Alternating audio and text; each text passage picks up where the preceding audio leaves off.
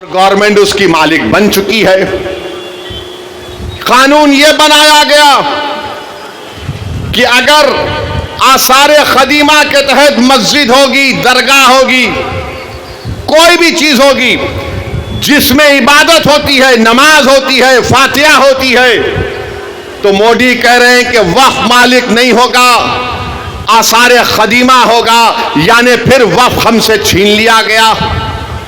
फिर यह कानून में ये बनाया गया कि अगर कोई ट्रस्ट होगा इस कानून को बनाने से पहले और इस कानून के बनाने के बाद ट्रस्ट होगा तो वक्फ नहीं होगा। तो बताओ तुम कौन सी चीज इसमें रखे हो जिससे मुसलमानों को फायदा होगा। और आपको जानकर तकलीफ होगी कि मोदी ने कानून बनाया जिसकी तायीद चिराग पासवान ने और नीतीश कुमार और चंद्रबाबू नायडू ने की, कुशवाहा साहब ने की।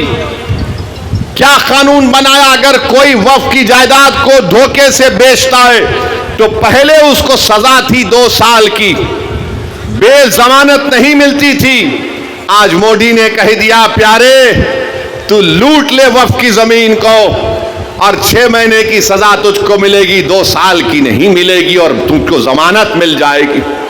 मैं पूछना चाहता हूं नीतीश कुमार से, चिराग पासवान से, चंद्रबाबू नायडू से, कुशवाहा साहब से, कुमारस्वामी साहब से, जयंत चौधरी साहब से, अरे एक चीज तो बताओ जो इससे मुसलमानों को फायदा होगा। आपने कानून बनाया सिर्फ मुसलमानों की जायदादों को लूटने के लिए, हमारी मस्जिदों को छीनने के लिए, हमारी दरगाहों को छीनने के लिए।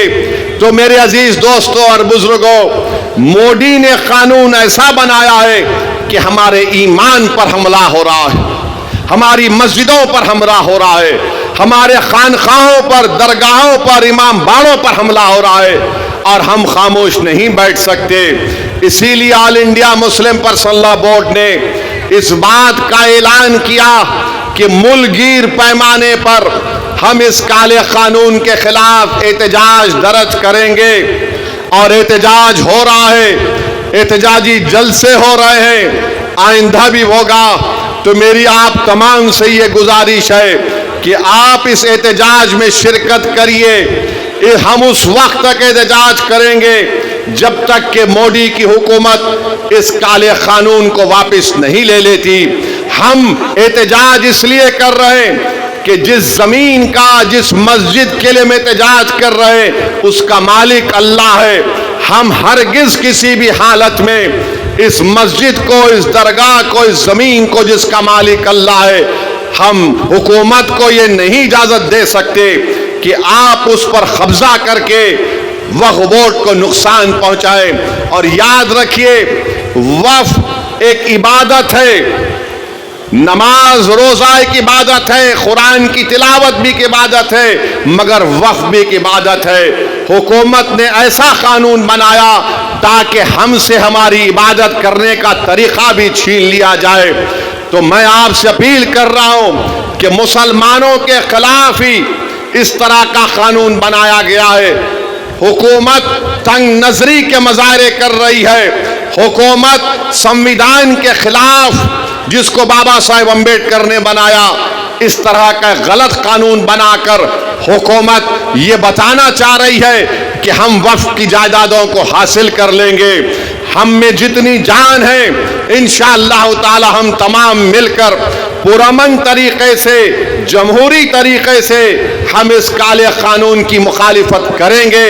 मेरी आपसे गुजारिश है कि आप पर्सनल लॉ बोर्ड के एहतजाजी प्रोग्राम पर अमल करें। और आप तमाम से अपील कर रहे हैं कि हम एहतजाज करेंगे। नीतीश कुमार भी जान ले, चिराग पासवान भी जान ले कि हम हर चीज को बर्दाश्त कर सकते हैं, मगर जो चीज का मालिक अल्लाह है हम हुकूमत को उसका मालिक बनने नहीं देंगे। जिस जगह पर हमने अल्लाह अकबर कहकर मस्जिदों को आबाद किया, हम उस जगह को वीरान होने नहीं देंगे। जिस जगह पर हमारे बुजुर्ग उन कब्रस्तानों में आराम से सो रहे हैं, हम उस जगह पर तुमको छीनने नहीं देंगे। याद रखो ये एक ऐसा मसला है कि हम खामोश नहीं बैठेंगे, हम एहतजाज करेंगे। और उस वक्त तक एहतजाज होगा इंशाअल्लाह जब तक कि हुकूमत इस काले कानून को वापस नहीं ले लेती है। तो मेरे अजीज दोस्तों और बुजुर्गों, क्या आप पूरा साथ देंगे all India Muslim personal law board का? हाथ उठाकर जवाब दीजिए। बहुत बहुत शुक्रिया। अब हम एहतजाज को जारी रखेंगे और नीतीश कुमार को, चिराग पासवान को, नरेंद्र मोदी को इंशाअल्लाह ताला एक सियासी तौर पर उनको पैगाम मिलेगा कि बिहार हो या भारत हो, यहाँ पर हर मुसलमान, हर हमारा वो हिंदू भाई और बहन जो संविधान को मानता है, वो इस बात की इजाजत नहीं देता है कि क्या आप किसी के मजहब पर चलने से किसी को रोक दें। अरे जो कानून बिहार में मंदिरों के लिए अगर अच्छा है तो बिहार के मुसलमानों के लिए अच्छा क्यों नहीं हो सकता? जो कानून बोध गया के लिए अच्छा है तो फिर वो कानून बिहार के मुसलमानों के लिए क्यों अच्छा नहीं हो सकता है? तो मेरे अजीज दोस्तों और बुजुर्गों, आप ये झूठा प्रोपेगेंडा टीवी पर बैठकर बाज लोग बीजेपी की तरफ से आ जाते हैं, एनडीए की तरफ से आ जाते हैं। ये ऐसे अहमक लोग हैं जिनको कानून के बारे में एक लफ्ज नहीं मालूम। मैं आज भी चैलेंज कर रहा हूं बीजेपी को कि बताइए, आप इसमें एक ऐसा सेक्शन बताइए जिससे मुसलमानों को फायदा होगा। मोदी बोलते हैं कि गरीबी मुसलमानों में खत्म हो जाएगी। क्या आपने 11 साल में गरीबी का खात्मा किया? क्या आपने 11 साल में भारत में गरीबी का कोई खात्मा किया? कुछ नहीं किया। अरे ये हमारी जायदाद है और ये टीवी पर बैठकर लोग बोलते हैं आपको कितना फायदा हुआ। अरे हमारे को फायदा इतना हुआ कि अगर हम यहाँ से निकलकर इस जलसे के बाद अपनी जोहर की नमाज अदा करने जाएंगे, जब हम उस जमीन पर सजदा करेंगे तो अल्लाह हमारे गुनाहों को माफ करता है। जब हम नमाज पढ़ते हैं तो अल्लाह हमारे गुनाहों को माफ करता है। जब हम हय्या अलस सलाह हय्या अलल फलाह की सदाएं देते हैं तो अल्लाह हम पर रहमत की नजरों से देखता है। तो ये आप हमसे मत पूछो कि हमारा क्या फायदा है। हमारा फायदा मस्जिदों को आबाद करने से है। आपको लगता है कि पैसे तुमको कितने मिले? अरे अल्लाह के घर को जब हम आबाद करते हैं तो हम पैसों के लिए नहीं, दीन और दुनिया की कामयाबी के लिए अल्लाह के घर को आबाद करते हैं। अगर हम किसी के खानखा को जाते हैं तो पैसों के लिए नहीं जाते, अपने दिलों को और अपने नफ्स को साफ करने के लिए जाते हैं।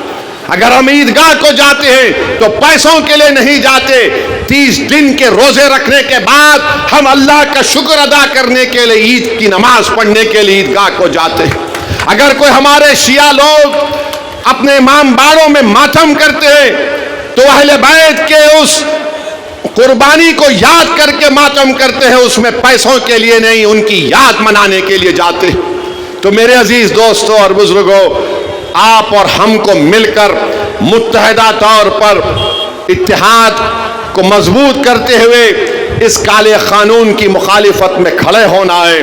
और मैंने इस उम्मीद पर भारत की पार्लियामेंट में इस कानून की कॉपी को फाड़ा, इसलिए फाड़ा क्योंकि गांधी ने उस वक्त के सफेद फार्म अफ्रीका में कानून बनाया गया था तो गांधी ने भी उस कानून को फाड़ा था और उस कानून को जलाया था। ये कानून को हम नहीं मानते इंशाअल्लाह ताला। हम इस कानून को इसलिए नहीं मानते क्योंकि संविधान के खिलाफ है। जो कानून अगर बनाया जाएगा जो बाबा साहेब अम्बेडकर के संविधान और आईन के खिलाफ होगा तो वो कानून नहीं होगा, वो जुल्म होगा। जुल्म हम पर किया जा रहा है इस तरह का एक काला कानून बनाकर। और नीतीश कुमार, चिराग पासवान और जो सेक्युलर तो हैं मगर मुंह नहीं खोल रहे, हम तुम्हारी खामोशी को भी याद रखेंगे। जो सेक्युलर तो हैं मगर खुद नहीं कहते, अपने चमचों से बुलवाने लगाते हैं कि तुम बोलो, अगर हम बोलेंगे तो हमको उधर का वोट नहीं मिलेगा। तो हम उनसे कह रहे हैं ये उधर का वोट इधर का वोट नहीं है। तुमको अगर भारत से मोहब्बत है, भारत के संविधान से मोहब्बत है तो तुमको बोलना पड़ेगा। तुम्हारे चमचों के बोलने से कोई फर्क नहीं पड़ता। बोलो, खुलकर बोलो।